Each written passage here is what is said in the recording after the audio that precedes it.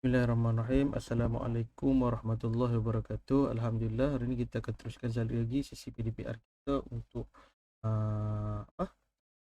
hari yang kedua selepas cuti dah. Okey, baik. Hari ini kita akan teruskan lagi dalam bab 8, iaitu daya dan tekanan. Kita sambung yang kemarin. Okey, masih lagi dalam 8.1, iaitu tekanan dalam bendalir. Cuma apa yang kita akan bincangkan hari ini adalah hasil pembelajarannya yang berbeza lah. Yang pertama, menjelaskan perkaitan laju bendalir dengan tekanan. Yang kedua, berkomunikasi mengenai aplikasi prinsip Bernoulli dalam kehidupan seharian, dan mereka bentuk alat menggunakan prinsip tekanan dalam bendalir. So, ada 3 hasil pembelajaran kita. Okey, hubung kait antara laju bendalir dengan tekanan. Kalau kamu tengok gambar rajah ni, okey, ni tinggi air, ni P1, P2, P3. Okey, tekanan bendalir adalah sama pada bendalir yang tidak mengalir. Okey, pada bendalir yang tidak mengalir tekanannya sama. Tapi bila ada terbuka hujung ataupun kita alirkan dia akan ada tekanan berbeza. Ni kalau tengok sama paras sebabnya dia ada sebab bendalir tak mengalir. Air dalam ni, cecair dalam tidak mengalir. Bila tidak mengalir, tekanannya sama. Jadi dia akan berada di paras yang sama walaupun di lubang-lubang yang berbeza. Okey, rajah 8.10 menunjukkan bahawa tekanan bendalir di P1, P2 dan P3 adalah sama kerana bendalir tidak mengalir. Okey, tetapi hubung kait antara laju bendalir dengan tekanan. Tiub Venturi merupakan tiub tidak seragam di bahagian tengah lebih sempit. Okey, rajah 8.1.1 ni, dan dalam rajah 8.11, apabila bendalir mula mengalir, laju bendalir di P2 adalah lebih tinggi. Okey, dan daripada laju bendalir di P1 dan P3.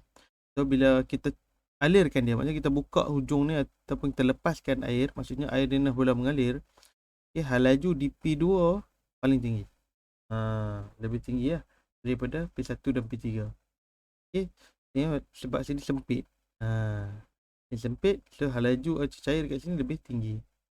Okey, semakin sempit bahagian tiub Venturi, semakin rendah tekanan dalam bendalir yang melalui bahagian yang sempit itu.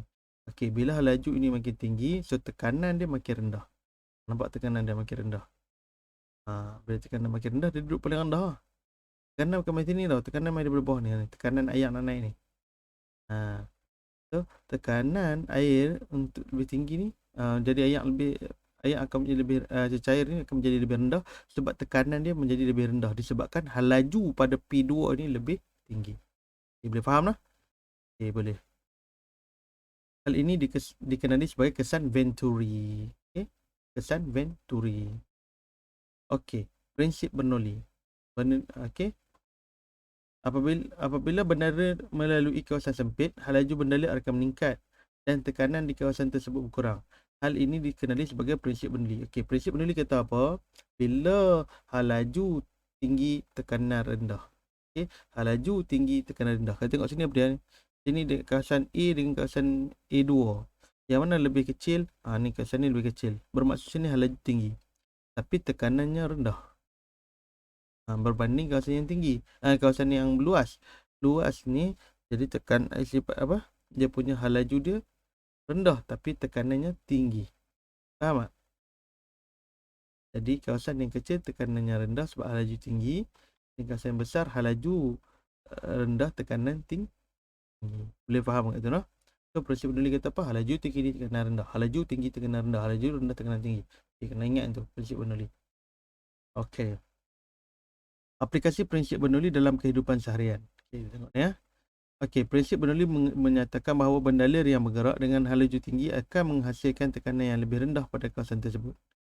Okey, bendalir yang bergerak dengan laju tinggi akan menghasilkan tekanan yang rendah. Kalau kamu tengok kapal terbang, dia bergerak, macam mana dia boleh naik ke atas? Nak mana laju tinggi? Laju udara akan tinggi bahagian atas, jadi tekanan rendah di bahagian atas sayap. So, bahagian bawah pula laju rendah, jadi tekanan tinggi. Dia akan tolak kapal terbang ni naik atas bila kapal terbang ni mula memecut. Faham tak? Bila memecut dan pilot akan tarik naik tu kokpit dia. Okey, so kat situ akan berlaku perubahan hal laju udara angin tu. Okey, dia hal laju tinggi bahagian atas sayap menyebabkan tekanan rendah. Bila tekanan rendah uh, dan hal laju rendah di bahagian bawah sayap tapi tekanan tinggi, jadi dia akan menolak kapal terbang naik ke atas. Macam itulah. Okey. Tu dia cerita tu. Okey, hal laju sayap hal laju dekat sayap kapal terbang bahagian bentuk aerofoil. Kapal terbang ni sayap dia bentuk macam ni. Kalau kita tengok bahagian, kita potong dia. Jadi kita akan nampak macam bentuk aerofoil. So aliran udara berlaju tinggi. Bila kapal terbang ni dia nak naik, dia akan pecut. Bila dia pecut, okey, aliran udara ni bahagian atas sayap akan berlaju tinggi. Okey, manakala tekanan udara bahagian bawah dia akan jadi tekanan udara akan jadi rendah sebab hal laju tinggi. Dan bahagian bawah sayap pula aliran udara akan jadi rendah. Dan tekanan dia tinggi. Bila tekanan tinggi di bahagian bawah sayap, dia akan ada daya angkat untuk tolak. So daya angkat yang dihasilkan oleh sayap sebuah kapal terbang terhasil daripada bentuk aerofoil dan sudut serang. Sudut serang tu maksudnya sayap tu dibengkokkan supaya dia boleh melonjak naik. Okey. Kalau kamu tengok pelindung Bunsen tengok pelindung Bunsen. Kalau kamu tengok, saya kan kita pernah buka api ni kan. Pasal apa bila tutup udara ni, api akan jadi warna merah. Tapi bila kita buka ruang udara, dia akan keluar api warna biru. Sebab bila udara berlaju rendah dengan tekanan tinggi, dia sedut masuk. Bila kita buka ni.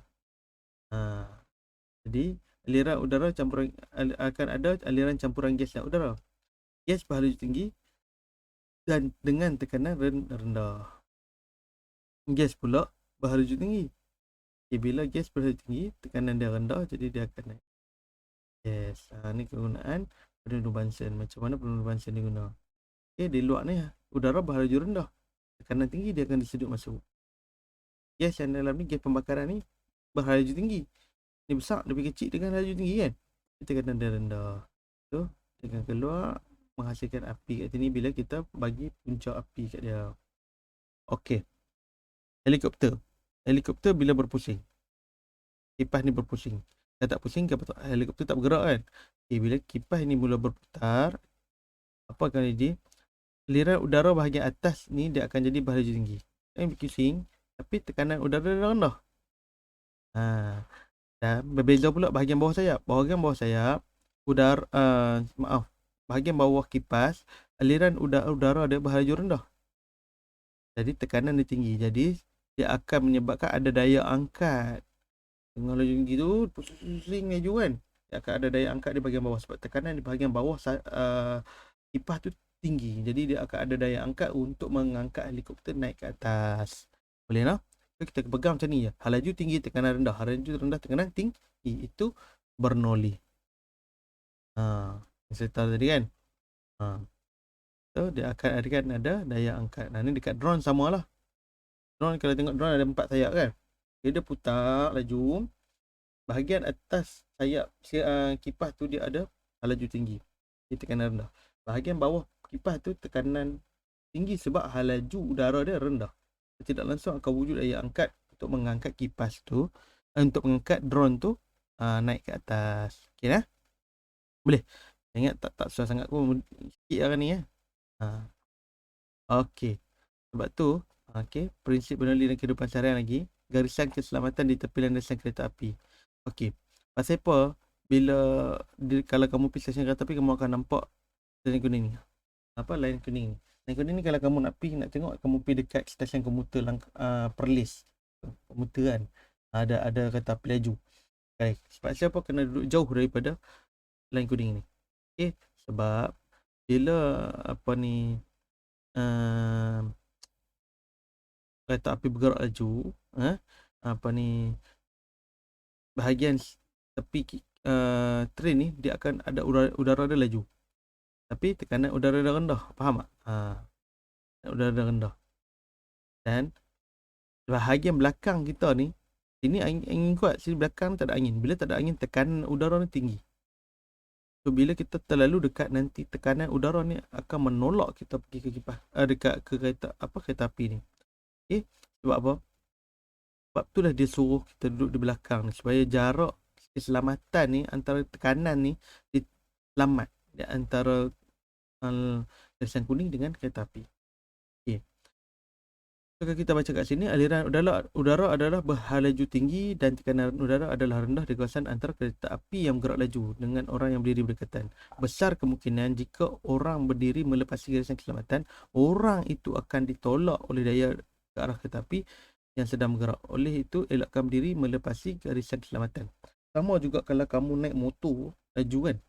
Pasal buat motor laju, kamu sama laju. Bila laju cepat dia nak merempit. Sebab tekanan kita laju tengah-tengah antara motor dengan laju tekanan dah rendah. Lepas tu di sebelah motor ni pula, antara dua motor, sebelah kanan dan kiri yang sebelah luar tu, dia akan laju rendah. Jadi dia akan menolak untuk kita terhimpit. Sebab itulah bila orang race dia gaduh nak terhimpit. Sebab dia tekanan rendah antara dua kereta tu. Sebab laju tinggi, bila tekanan rendah dia mula nak menarik. Macam tu. Kalau tekanan tinggi dia akan tolak, tapi bila tekanan rendah dia akan menarik. Okey, boleh tak? So ingat itu saja perbincangan kita hari ni. Saya buat sikit je, sayang pula sebab kita habiskan dulu bab ni. So insyaAllah lepas saya habis cuti minggu lagi 2 minggu, kita akan teruskan dalam bab baru lah. Okey. So ada apa-apa pertanyaan nanti boleh tanya dalam grup. Kalau tak tanya pun silalah, kalau ada masalah saya tanyalah. Okey, saya ingat itu saja. Jumpa lagi akan kelas akan datang. Maaf sebab terpaksa datangkan kelas GM kita lah. Jumpa lagi. Assalamualaikum warahmatullahi wabarakatuh.